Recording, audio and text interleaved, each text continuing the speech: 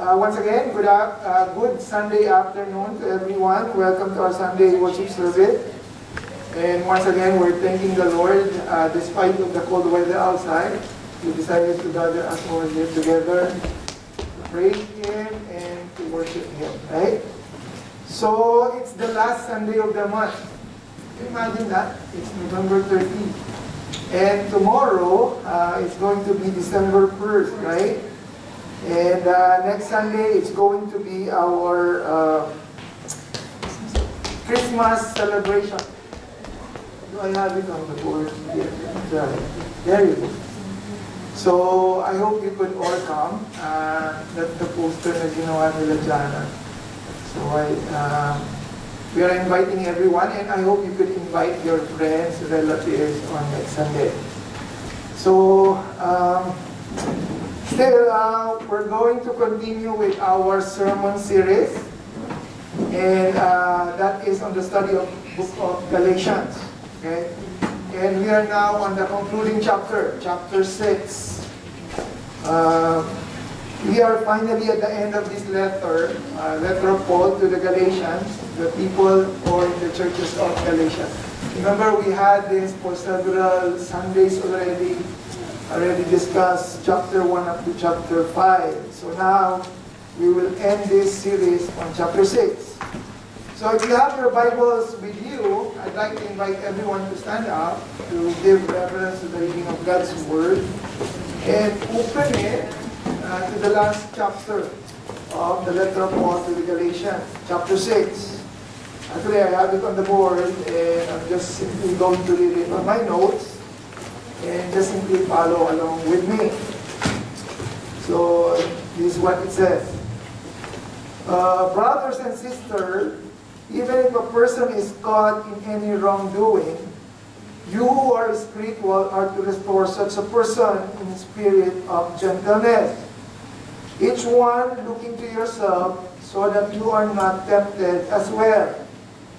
Bear one another's burden and thereby fulfill the law of Christ. For if anyone thinks that he is something when he is nothing, he deceives himself. But each one must examine his work, and then he will have reason for boasting, but to himself alone, and not to another. For each one will bear his own load. The one who is taught the word is to share all good things with the one who teaches him. Do not be deceived. God is not mocked. For whatever a person sow, this he will also reap. For the one who sowed to his own flesh will reap destruction from the flesh. But the one who sowed to the Spirit will reap eternal life from the Spirit. Let not become discouraged in doing good, for in due time we will reap, if we do not become weary. So then, while we have the opportunity, let do good to all people, and especially to those who are of the household of the faith. See with that, large letters I have written to you with my own hand. All who want to make a good showing in the flesh try to compel you to be circumcised, simply that they will not be persecuted for the cross of Christ.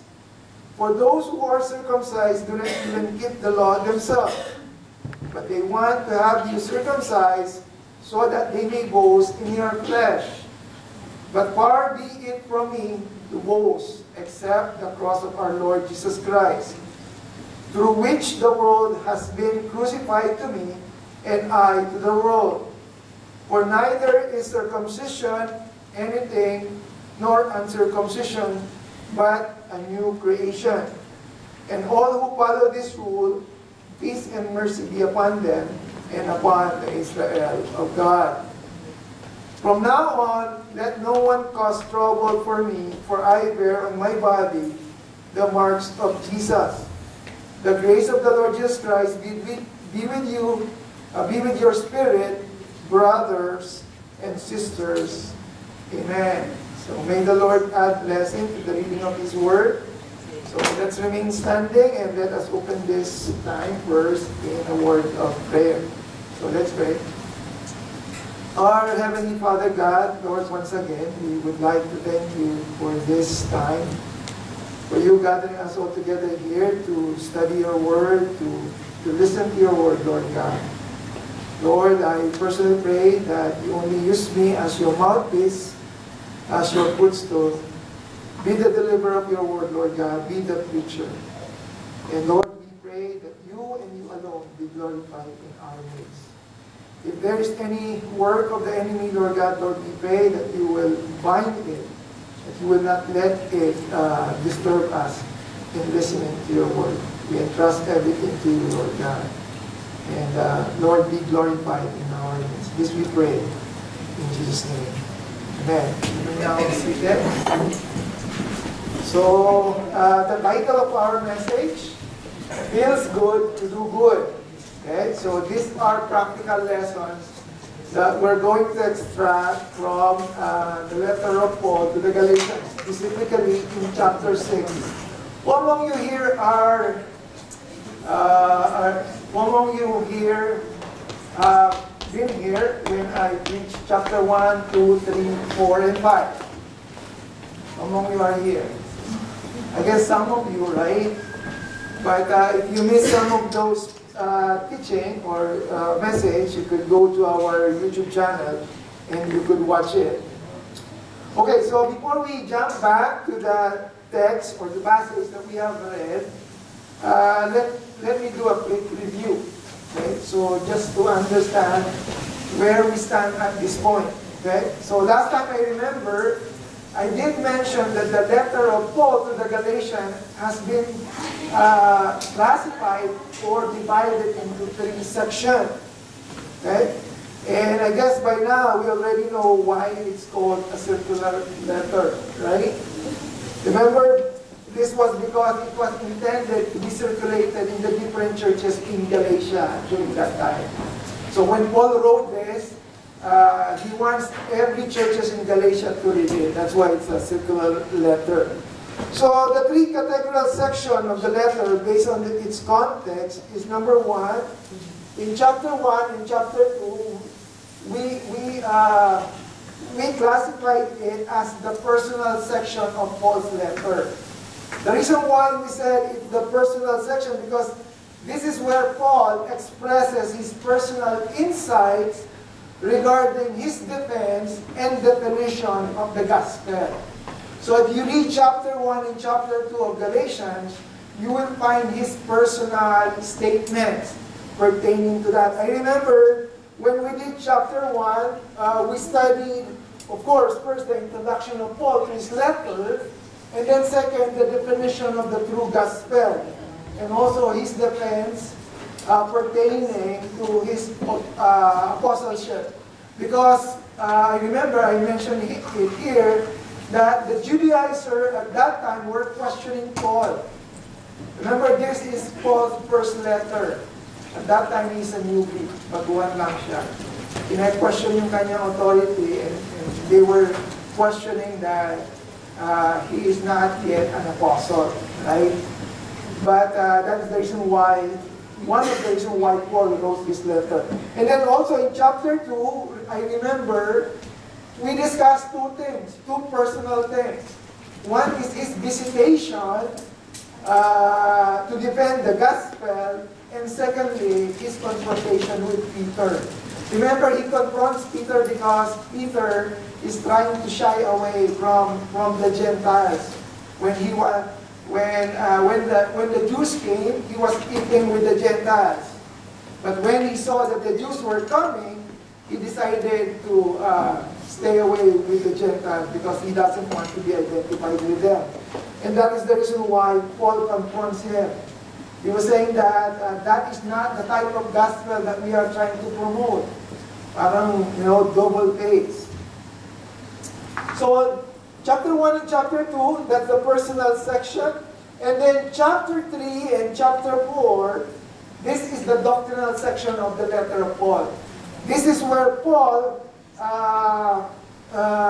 highlights his teaching regarding the faith and the law, to address the legalistic practice of Judaizers at that time. What's the problem of the Judaizer? Do you remember?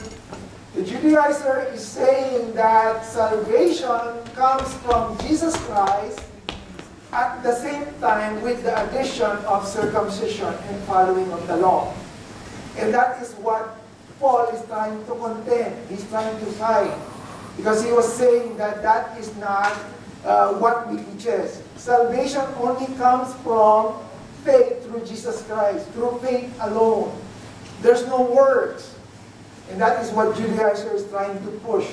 Sabi ng Judaizer, in order for you to be saved, kailangan magpatuli ka. In order for you to be saved, kailangan you have to follow all the laws. But Paul said, no, that is not the proper way of salvation. Salvation is only through Christ alone, in faith alone, in Christ alone, right? So, chapter 3, we study the sufficiency of faith. Remember that it is only through faith in Jesus Christ that we are all saved. We also study the curse of the law. What is the curse of the law? Do you remember what's the curse of the law? Ano yung sumpa daw ng law? Sumpa ng law is that when you break one, then it's all nothing. Right? If you want to follow the way of the law, you have to perfect it. Right?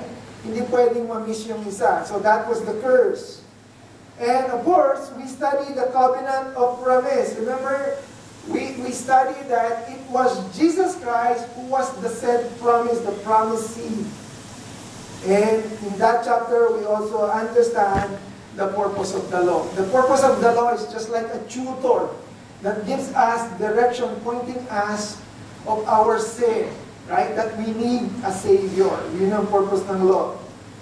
The law doesn't give us or doesn't save us, but it points us to the Savior.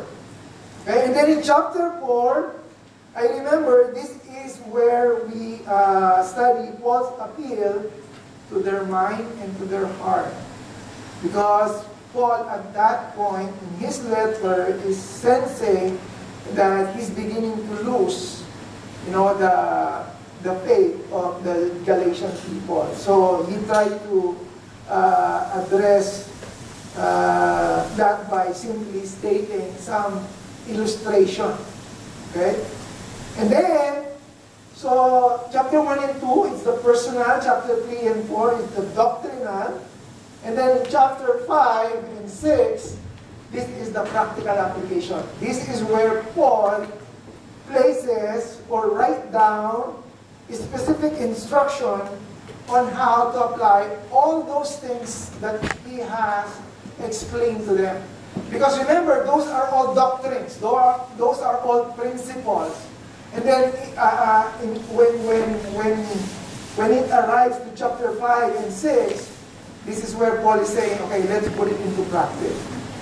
Okay, and I remember in chapter 5, we talk more about the general practical application. This is where Paul educates the Galatians regarding lessons about standing firm in the faith.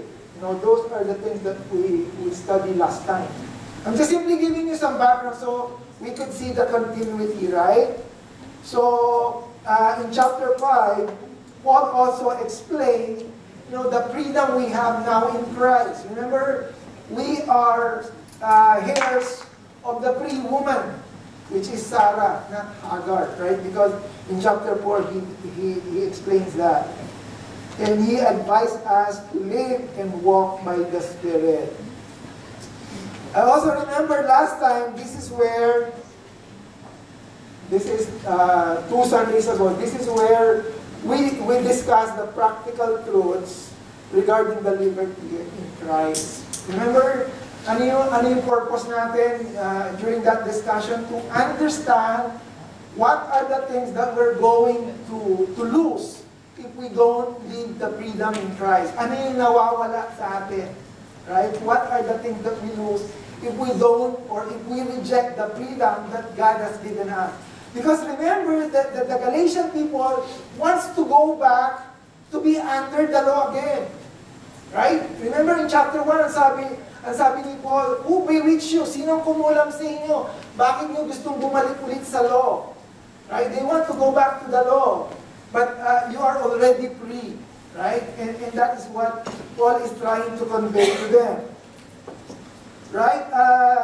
In chapter 5, this is where we say that if we reject and don't live the liberty we have in Christ, we said it makes us trade the yoke of Christ for the burdensome yoke of the law.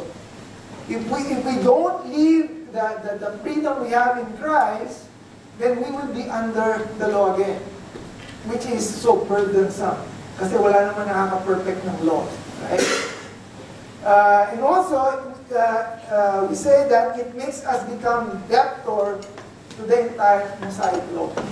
Because in order for us to be saved, we need to complete 100% perfect yung law. Hindi pwedeng may mamimis ka. How many laws do we have?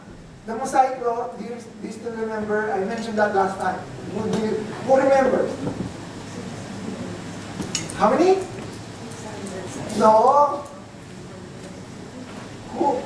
Give me a good guess. 316. Oh, okay. 316. Imagine there are 316 Mosaic law. Even memorizing it, you cannot even memorize it. So how would you pass? How would you be able to perfect it or to master it if you cannot even memorize it, right? So that's my point. You will be bound under the law again, and you will become debtor to the entire Mosaic law. And also we say that if we don't live the liberty in Christ, it makes us fall from grace, meaning we will be out of control again. Remember the analogy of a ship from a storm? Ganun yung explanation ni Paul. And lastly, it makes us lose our direction in the Christian race. I would encourage you to go back and review chapter 4, and you will appreciate that message. And that is why we said that we are to live and walk by the Spirit as we conclude that message in chapter 5. So we finished 5 chapters already. Remember, 5 chapters. And the good thing is the letter of Paul to the Galatians has only 6 chapters. So we're going to finish it today, right? We will end the study series in chapter 6, and we will be discussing the sermon entitled, Feels Good to Do Good. Bakit ba yan ang title? Why that title, Pastor Adel? Well, you will see later. Okay? And as always, we will be reading the scripture text and then rightfully dividing the passage to understand what the text or the scripture is telling us. And again, this is still in line with our theme, sharing the gospel. Because the whole theme of the letter of Paul to Galatians is about the gospel. Remember, he's defending and defining the true meaning of the gospel against the Judaizers. I keep on saying that. Siguro by now, nakukulitan na kayo sa akin. Because I finished it from chapter 1 up to chapter 6. But I hope you understand now what the letter of Galatians is all about. Right? Yun naman ang intention natin, for you to understand it.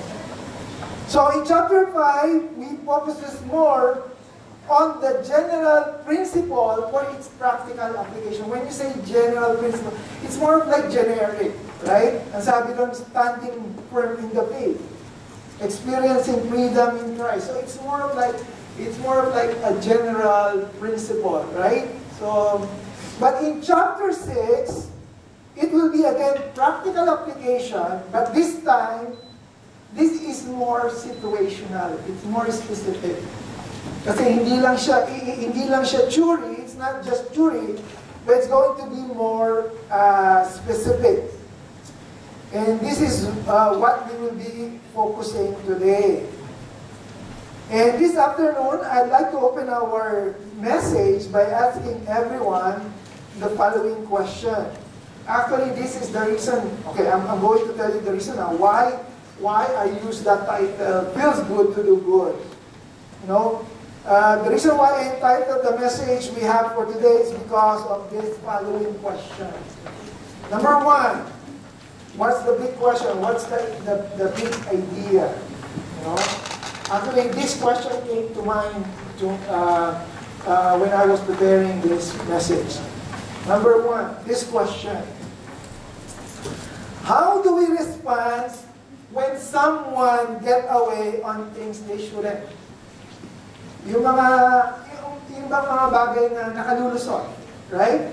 How do we feel to those people who are slipping in the system or escaping things that they are not supposed to be?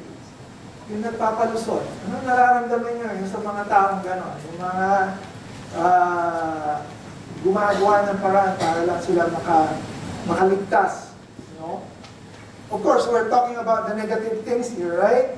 That's the first question. Number two, how do we react when somebody hurt us or sin against us? Gusto niyo bang buntalin? Do you want to retaliate? No, when someone hurt you, have we asked ourselves, how do I respond to such thing?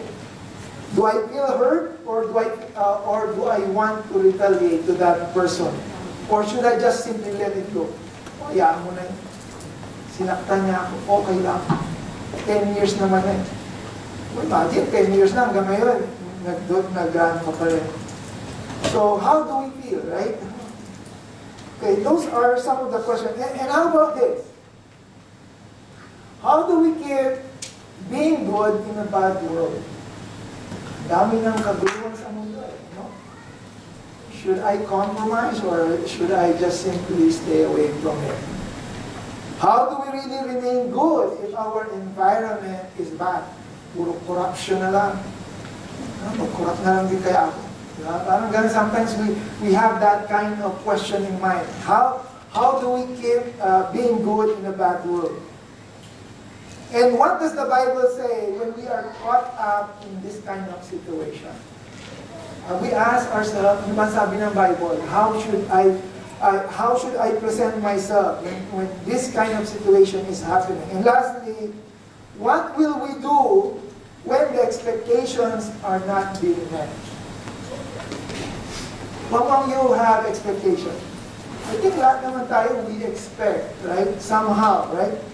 Because there are times that we have expectations that we don't feel or we don't receive or we don't experience. Lagi na lang pumapalpak. Right? But here's the fact. The fact is, things do happen. People hurt people. Do you agree? Now, according to Luke chapter 17, sabi nga ganon, I think it's in verse, where did I find that? Verse 1. In Luke chapter 17, verse 1, the Lord Jesus Christ is speaking here. Sabi niya, things that causes people to sin are bound to come. Ibig sabihin, things that offense us or stumble us are bound to happen. Mangyayari at mangyayari. You cannot control the situation or the people around you, but the only thing that you could control is yourself. Right? So it is important for us to understand. And remember, it was the Lord Jesus Christ who said that, and He said those things that could stumble us will really happen. Minsan, ma-stumble ka, especially dun sa mga mahal mo pa sa buhay. Sila pa minsan nakaka-disappoint sa'yo. Right? But how do we respond? How do we react?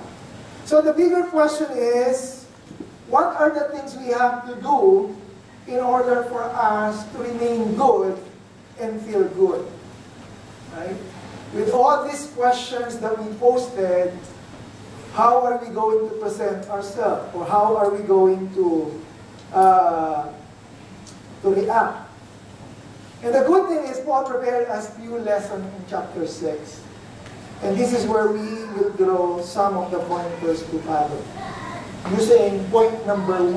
Okay, so I'll jump now to the body of the message. Point number 1. Again, how do we feel good? I mean, do good to feel good. Number 1 is here. Paul's lesson Paul's lesson of caring and sharing. Okay? So let's see. We could see this from verse 1 to 5. So, let me read again. Ano ba ang sabi ni Paul here? What did Paul say here? Galatians chapter 1, verse 1 to 5. Actually, this is the verse that we read a while ago. I'm just simply going to repeat it. And sabi niya ganon, brothers and sisters, if someone is caught in sin, remember, this is specific na, right? Hindi na ito theory. Paul is now giving you a situation, right? Sabi niya, you who live by the Spirit should restore that person gently. But look at this. But watch yourself, or you also may be tempted. Okay? So that was the instruction of Paul in order for us to be good. What's the keynote here? The word caught. Did you see that word caught? You know, that word caught, it means someone that has been entangled. Okay? To be in that position or to be caught up. It's not the idea na, okay, let's try to find someone. Manghuli tayo ng mga nagkakamali. No, that's not what Paul meant here. What Paul meant is, if you find someone that has been entangled with sin.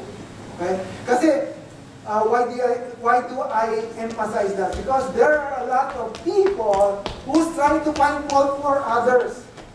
Hindi nga, manghanap nga tayo dito ng mga nagkakamali. Let's try to point fingers. No, that's not what Paul meant. What Paul meant is, in case you find someone who has been entangled with sin.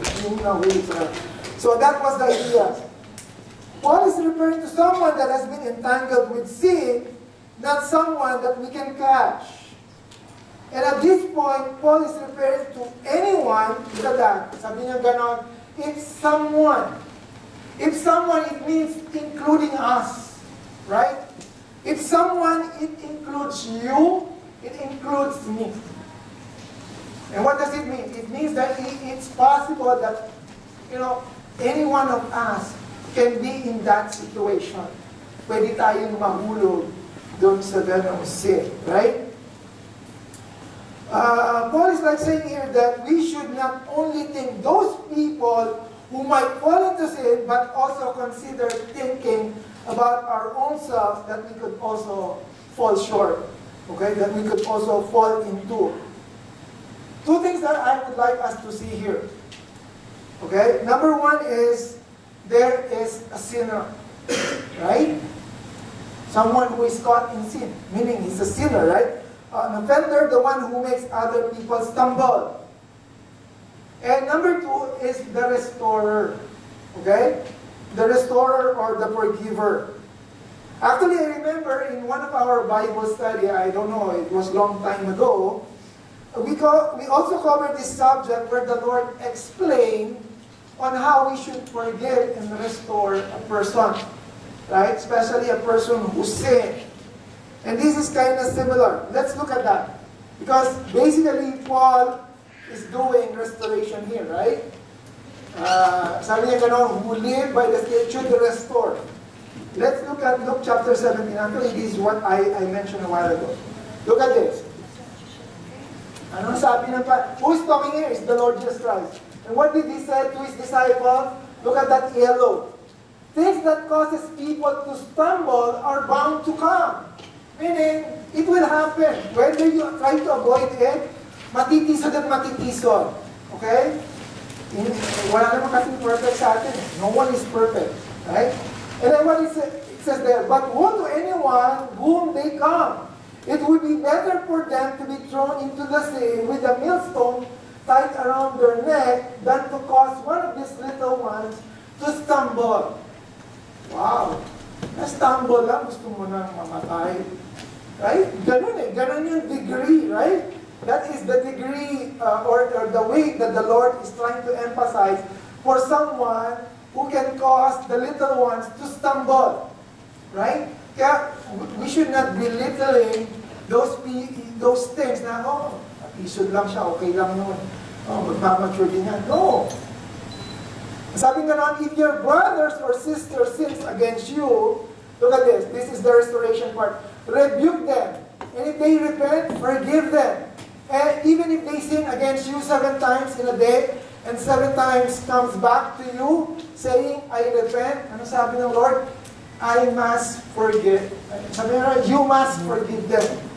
Okay? So this is how the Lord explained how we should restore. You know, the only difference with the Lord Jesus Christ, with Paul, in terms of restoration, the Lord Jesus Christ give more specific details. Okay? Kaya Paul sabi niya, okay, if someone caught in sin, just restore. Right? But with the Lord, He provides more explanation. He basically explained the degree of this sin, and He shows the weight of causing one to stumble. He's saying that it is as if He is good to die than to cause the one to stumble. Okay? Importante kasi minsan yung pagka yung nagre-restore tayo, kailangan maintindihan. Hindi lang tayo nagre-restore, oh, balik ka na, that's it. Right? It's important for that person that being restored that he understands the degree of the thing that he caused. Especially if he caused someone to sin or to stumble. But the good thing is both the Lord and the Apostle Paul desires restoration. Right?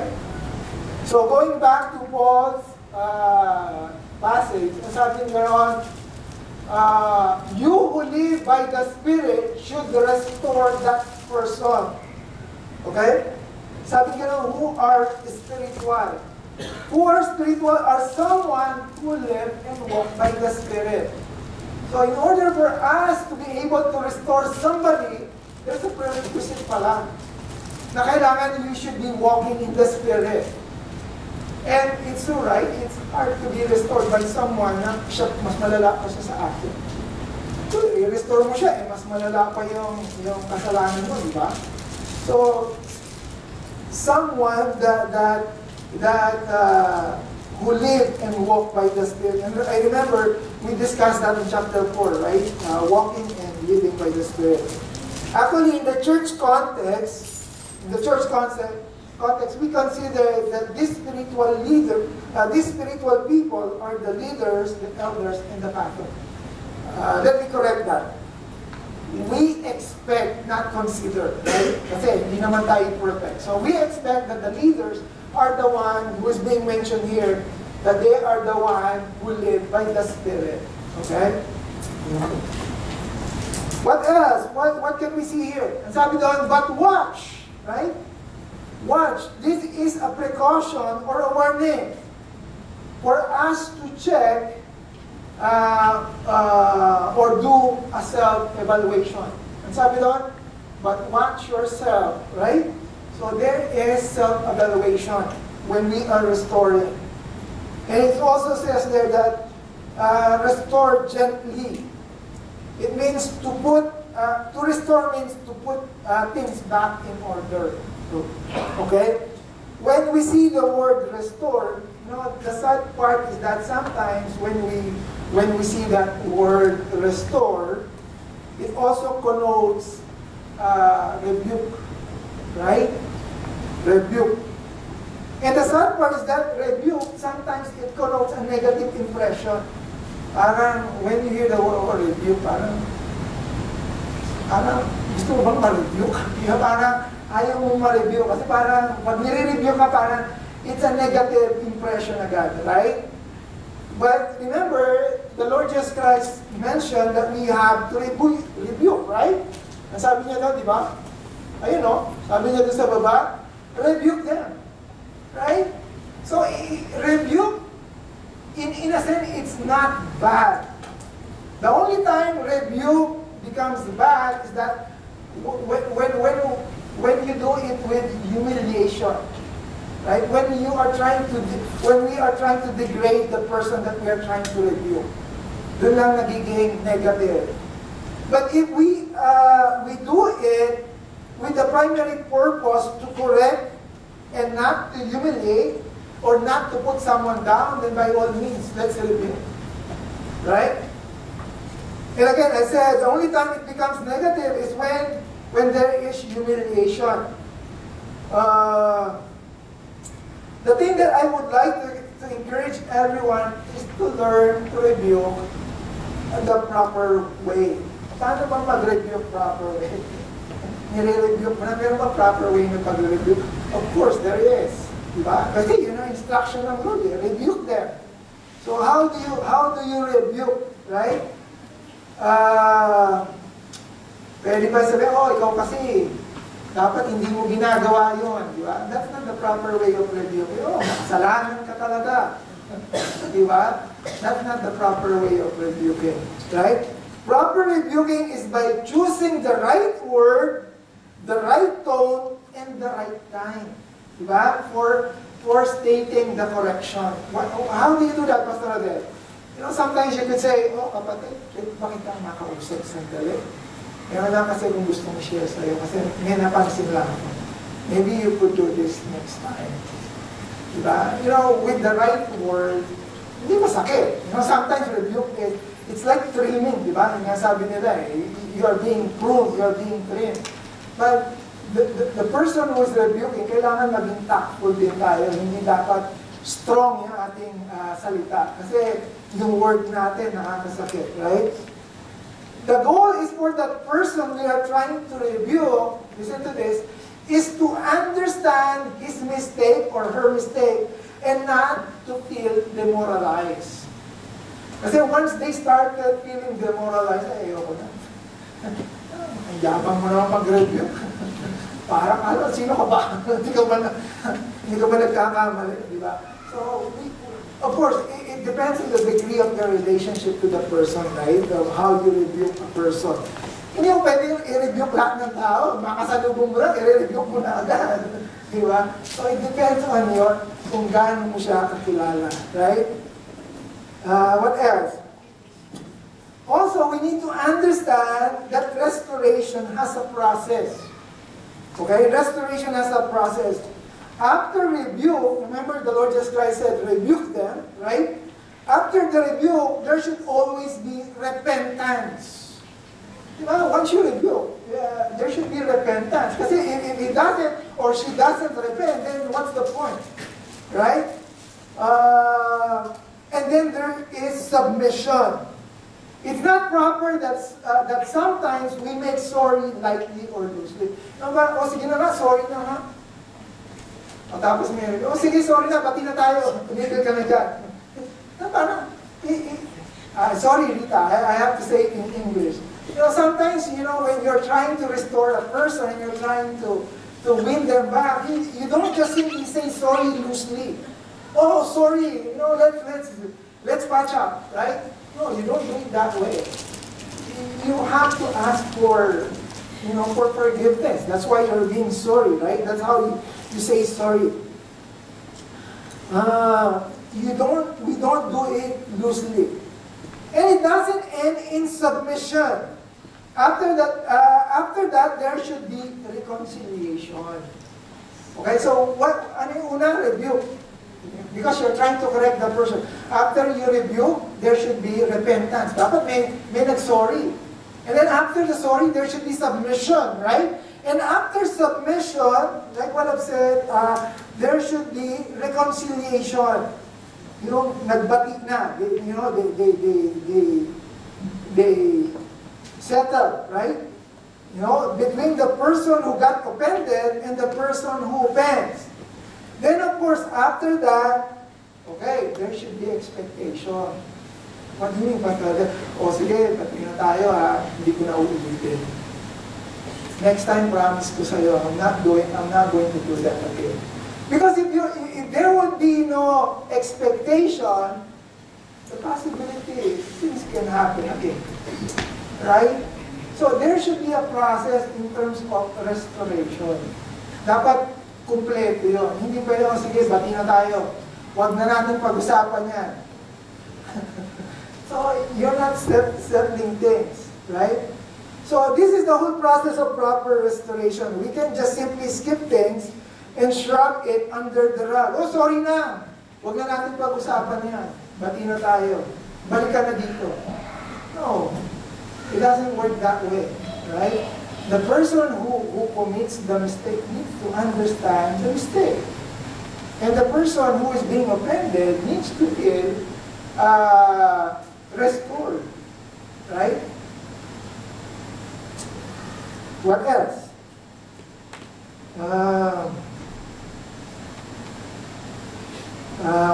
Good example, madalas, a good example for this is married couple. Right? There should be an intention to win back what has been lost. Right? Nagkatampuan, ligawan ulit. I know the time, okay? Noong naliligaw ka, ang layo ng tinatravel mo right? Pero ngayon nagkagalit kayo, hindi mo makakausap. Diba? Pabili-bili ka pa ng roses, chocolates during that time. Ngayon nagkaroon na ng konting tampuan, hindi na kayo mag-usap. At the end of the day, remember this. You are partners. Kailangan magkakampi. Especially, I'm talking about husband and wife here, right? What else? It is also noted, listen to this, I'm not the one speaking here. Let's go back. It is also noted that we should do it gently. Oh, sorry. Here, sabi doon, but what I saw that you may be tempted. Ayun, sabi doon, that the person, restore that person gently. Okay? When we say gently, it means there should be gradual process. You cannot expect it instantly or quickly, right? It should be slowly but surely. Meaning we have to earn it. We can just simply expect quick result, especially for those offender that they cannot, listen to this, if you are the one who offend, you cannot deny. Right? Sige na, bati na tayo. Diba? Parang ganun No, you cannot demand. You cannot demand. Sorry, you cannot demand. Listen to this, right? There is even a saying, it takes years to win a friend, but lose it for a day. Right? It's hard to win a friend, but it's easy to lose it. You earn a friend in years, but with one word, you lose them. It's possible, right? Ito naman sa isang salita mo lang, naglaan mo na lahat ng mga pangako. And all the promises are gone, right? With one word. So try to restore the relationship in a gradual way, gently. So what can we learn from this passage here? Number one, Christians should be open for correction and restoration, right? Christians should also know how to apply correction and restoration. There's a strategy. Hindi pwedeng, bara-bara, sabi nga nila. Christians should be precautious and should learn how to evaluate him or herself. And sabi, watch yourself, that you might fall into, that you may be tempted as well. Because for those who are correcting, it's really easy to fall. Diba? Minsan nga nagko-correct, sila pa yung nauhulog din sa kasalanan. Or, on the other side, hindi siya nahulog sa kasalanan, pero siya naman yung nagalit. Ikaw kasi, walang yakay, ganyan kasi ginagawa mo di ba? So, tendency is you sin as well. Right? Hindi ka nahulog dun sa ginawa niya kasalanan, pero nagalit ka. Minura mo na siya. Or you think something wrong, right? That's not, sabi nga, you could get angry, but not sin. Right? Just like the Lord discussed. Okay, so that is verse. Sorry. If I cannot finish this, we will continue next time. Okay, so so let's continue with the second verse. Second verse pa lang kasi. Second verse.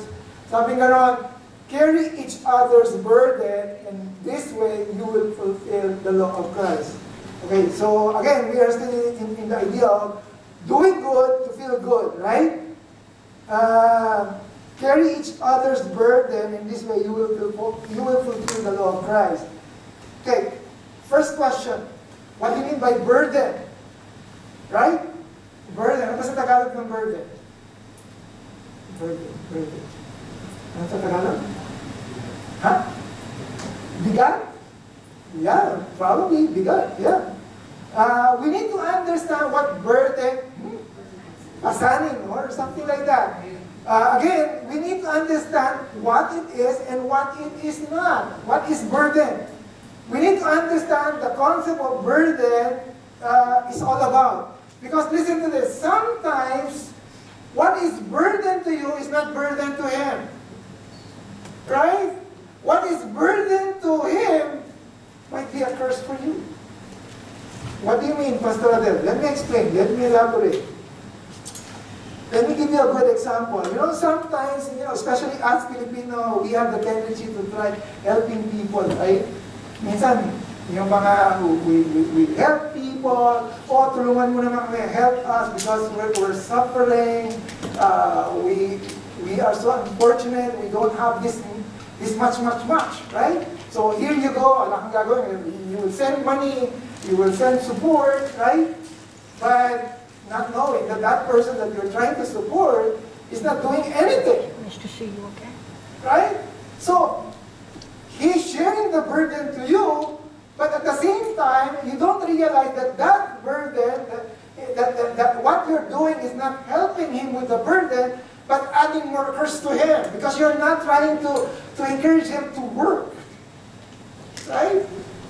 Nagiging palamunin na lang. Diba? So, we need to understand, am I really helping him with his burden? Or I'm just simply trying to, to add up to his curse. Diba? So, we need to understand, right? We're trying to help carry the load, not realizing that the reason why they are on that situation is because of the curse or consequence of their wrongdoing. Right? So we need to understand that in the end, we might not be totally helping them. Parang, ano tawag nila doon? Parang, inaano mo lang sila, parang, ano tawag doon? Kinukonsinte. Yeah, kinukonsinte. Right? Carry each other's burden. When we say burden, it should be a concern, it should be a load, it should be a difficulties. The question is, how do we carry each other's burden? Right? How? We have to carry the proper way, the positive way, okay? You're carrying the real burden. We have to carry it as if you're owning it. It is having that question in mind, what will I do when I own that burden or load? That is how we carry the burden. Kung yung genuine at saka yung legit na burden. So how do you carry it? It is as if you're owning that burden. Diba? And how do we carry the burden? Here. I think I have. We could pray for them. Diba? You could give them advice. Oh, kapatid, because sometimes yun yung burden nila eh. He needs someone, some ears to listen, right? Oh, kapatid, yan, intindihan kita, ganyan talaga, mahirap yan. Oo, naiintindihan ko, laki pa ang kailangan mo, di ba? Parang gano'n. So, you could encourage them, assist them, right? O baka may kailangan, punta kami kapatid. Ipag-pray lang, di ba? No, that's not how you carry it. You need to support, right? So, that's how we support. We pray about it, we give them advice, we encourage them, we give them assistance, or sometimes even guidance. A listening ear would be good enough, to carry others' burden. Actually, there are two problems arising in this particular verse. Do you see those two problems? The first one is that when one doesn't want to carry others' burden. Ayaw ko matulungan niya. Ang yabang kasi. That's one problem. Right? And what's the other problem? The other problem is, ayoko nga magpatulong sa kanya. Diba? Because of pride. Right? When we do not want to share our load, bakit mo ako tutulungan? Mind your own business. Right? Oh, but is that what the Bible said? No. Look at this. Look at what the Lord Jesus Christ said. Sabi niya, come to me, all who are that labor and heavily laden, and I will give you rest. Who is giving, who is helping, who is sharing the load is the Lord Jesus Christ. He's the one giving us the best example, right, of carrying each other's load, right? Because He says, "For my yoke is easy and my burden is light," right? So the big challenge that was given to us is, ano sabi doon sa verse? Amen? If we want to fulfill the law of Christ, what should we do? Carry each other's burdens. Right? If you don't want to carry each other's burdens, then you're not fulfilling the law of Christ. And what is the law of Christ? To love one another. Right? Okay. Nasa na ako? Yeah. So what are the principles that we could learn from this part? Here. Here, Christians should be open, compassionate, and to be considerate. I mean, Christians should be open, compassionate, and to be considerate. That's what I mean.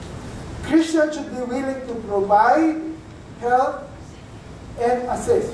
Sorry for the wrong grammar there. Christians should be willing to provide help. I mean, Christians should be willing to provide help and assistance. Actually, that's what I mean. So that is what we learn on how to be good, right? We should be compassionate. Kailangan tumutulong tayo, but sa pagtulong natin, it should be with wisdom. We should be considerate. Hindi pwedeng laging ikaw na lang yung tinutulungan. Diba? Ilang taong ka nang pinapadala ng support eh. Dapat matuto ka ng magtinda. Diba? Matuto ka ng gumawa ng paraan sa mga pangailangan mo. You know, one time, I have someone who called me from the Philippines asking for my support. And I know he's doing something wrong. He's into this and this and that. And I told him, I'm not going to help you. Because even the Lord will not help you because you're still in that kind of situation. Take yourself from that situation before I help you. Diba? Paano mo tutulungan yung isang tao na miski ang Diyos hindi siya tutulungan? And how do you expect God to help that person if that person is living in sin? Do you get me? Do you catch what I'm saying? Namumuhay siya sa kasalanan eh. Ayaw niya iwanan, tapos hindi na tulong sa'yo. Diba? O kailangan ko lang kasi ng ganito, kailangan tulungan mo muna yung sarili mo. Umalis ka muna dyan sa kasalanan na yan, then I will do it. Because even the Lord will not even help you. Right? Okay, let's continue. Okay, I still have some time. Here, verse 3. Point number 1 pa lang ako. I mean, if anyone thinks that they are something when they are not, look at this, they deceive themselves. Each one should test their own action, then they can take pride in themselves alone, without comparing themselves to someone else. For each one should carry their own load. Wait. Pastor Rodel, kala ko ba we should carry each other's load? But here, why is Paul saying each one should carry their own load? Actually here, what Paul is referring about the load is the responsibility. You have to carry your own responsibility, but you need to help each other. Right? Yung burden, we could share it, but the responsibility, we have to take ownership. Okay? Important thing to note here. Thinking highly or different of ourselves is a deception. Oh, mas magaling ako sa kanya. Mas mahusay akong kumanta sa kanya. Alam mo lang mo. Diba? No. It's a deception, right? Sinasabi na, thinking highly of yourself. Now, it was mentioned that each one should test, look at that, others' action. Yung ba sabi dyan? Is that what it said? You have to test others' action? No! Own action! And this is the problem nowadays. People are trying to test others' action. Tingnan mo nga, anong ginagawa nitong tao. No, that's not the instruction. You have to look yourself. Tingnan mo yung sarili mo, hindi yung ginagawa ng kapitbahay mo, di ba? Not your neighbor, but yourself, right? You your own action. Look at what the Lord said here. Why do you look at the speck of sawdust in your brother's eye and pay no attention to the plank in your own eye? I think everyone knows this, right? And sabi, you are a hypocrite. You're a hypocrite. You know, you cannot even see the dirt in your own eye, and you, oh, look at that person. Hindi siya naliligo, dumi-dumi niya. Oh, ito na naman ang suot niya. Diba ka? That's wrong. That's wrong. We have to look on our own action, not others' action. It is also noted, here, I want to go back. Is it here? Yeah. Look at this, in verse 4. Sabi ganon, each one should test their own action, right? Own action, not others' action. Then they can take pride in themselves alone. Oh, did you see that word, pride? Sometimes when we look at pride, parang it's negative eh. Pero there is an acceptable pride pala. Ano sabi doon, no? Then they can take pride in themselves. Oh, there's a requirement. Take pride in themselves alone. Let me give you a good example of what does Paul referring here. Sabi ni Paul, you could take pride on your own. What kind of pride, Pastor Adel, that I could take on my own? Here. 10 years na akong Christian, ngayon ko ba ako susuko? I have to take pride. Right?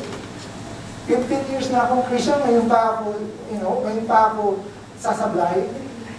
Right? Did you understand what I'm trying to say? You have to take pride on your accomplishment as a Christian.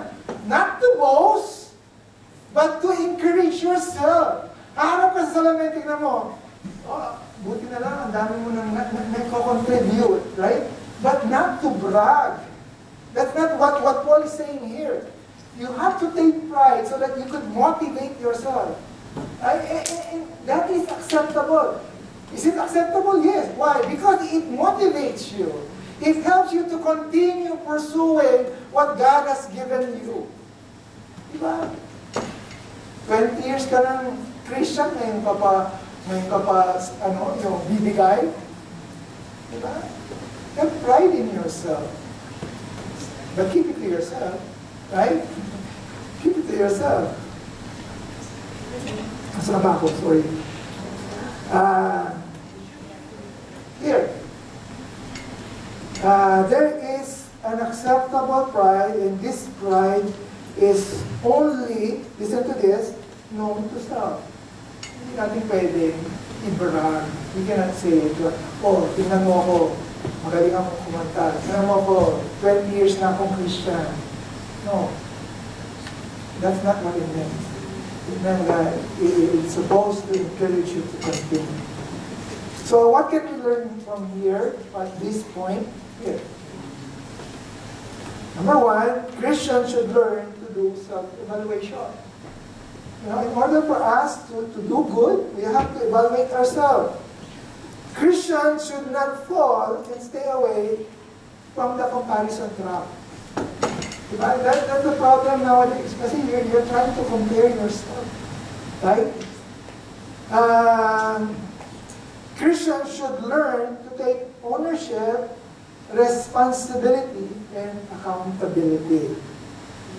Not the action of others.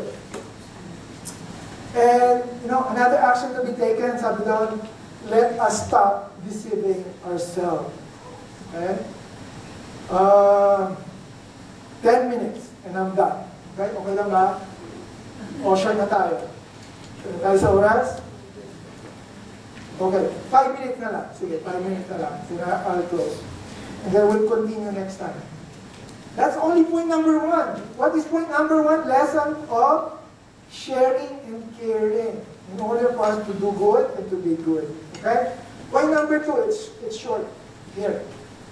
Point number 2, Paul's lesson of giving and receiving. You can find this in Galatians chapter 6. And what does it say? It says here, the one who is taught the word is to share all good things with the one who teaches him. Again, this is self-explanatory. Okay? That's the reason why lesson of giving and receiving. Someone who gives and someone who receives. And what is the principle that we could learn from here? Here, Christians should be supporting the workers of God. Right? Dapat sinusuportahan natin yung worker ng Lord. Kung minsan, pila kayo sa sinihan pagdating sa church, hindi man lang kayo makapag-support ng ministry. Yung iba, pumipila pa sa mga concert na pagkakamahal-mahal, di ba? Pero pag kami yung mga gawain, hindi man lang makapag-contribute. Di ba? So, we have to support the work of the ministry. Nasa na ba ako? Yeah. Christians should learn the value of acknowledging others. Right? Especially sa mga workers ng Lord. Sabi nga, double honor. Right? You know, it is important to know that it was mentioned that we should, ano sabi doon? Let me go back. Let me go back. Here. Ano sabi doon? Ano sabi dito? Here. Ano sabi niya? Ano sabi? Share all the second-hand things. Sabi second-hand? No. Ang sabi, share all the good things. Right? Not second-hand, not some hand-over stuff, or not as the last resort. Yung iba kasi, mahilig mamigay. You know, a lot of people, share their stuff. Why? Because they don't need it. Kaya mo na pinamimigay kasi hindi mo na kailangan. No, ang sabi ni Paul, we have to share all the good things. Diba, kung meron tayong bibigay, dapat yung maganda. Yung hindi yung pinaglumaan, bigay mo na kay pastor lang naman kasi. Si pastor lang naman ang gagamit eh. Diba? So, no. That's not what it means. If we're sharing, share the good things. Not the second hand. You know, it's sad to know, listen to this. It's sad to know that people want the benefits, but not the commitment. What do you mean? Ang sabi doon, the one who taught the word, the one who's doing the ministry, they are entitled for the good things. A lot of people want the good things, but then they are not serving. Did you catch that? A lot of people want the good things, want the benefits, want the acknowledgement, want the recognition, but they are not doing anything. You know, a lot of people always quote this verse, Philippians 4:19, without realizing the reason why Paul mentioned this. And I want to show this to you before I end our message. Philippians chapter 4, sorry. Philippians chapter 4. Sorry, give me 1 second. Here, Philippians chapter 4. A lot of people quote that verse in verse 19. And my God will supply all your needs according to His riches in glory in Christ Jesus. Oh, God will supply all your needs. True. But look at the requirement. In verse 18. What is the requirement? Sabi nga, but I have received everything in full and have an abundance. Paul is talking here. I am amply supplied, having received from Epaphroditus what you have sent me. Right? The things that you sent me, the things that you supported me, I have received it. So God will supply all your needs. Right? A lot of people is claiming verse 19 without realizing or without being part of verse 18. How God will supply all your needs if you're not even supporting the work of the Lord? You want the benefit, but you don't want the part of the commitment. Right? If we want the benefit, then let's be part of the one committing, right? The committing part. Okay, I'm going to stop here because mahaba na yung oras ko and I still have a few more notes. And then we'll just continue next Sunday. Or next Sunday. No, not next Sunday. Next Sunday. Okay? So I hope this letter of Paul in Galatians chapter 6 gives us a glimpse on how we should remain good despite that the world is bad. Let's pray. Our Heavenly Father God, Lord, once again, we would like to thank you, Lord, for giving us principles, Lord God, practical application on how we could apply the things that we have learned from this letter of Paul to the Galatians. Lord, teach us to remain doing good and to feel good, Lord God, knowing that this is how we could fulfill your law, the law of Christ, and that is to love one another. Thank you, Lord God, for this short message, and we pray, Lord God, that this will be planted into our hearts, that we can always be reminded of how good you are, Lord God, the perfect example of a good God we have. Lord, we trust everything to you. This we pray.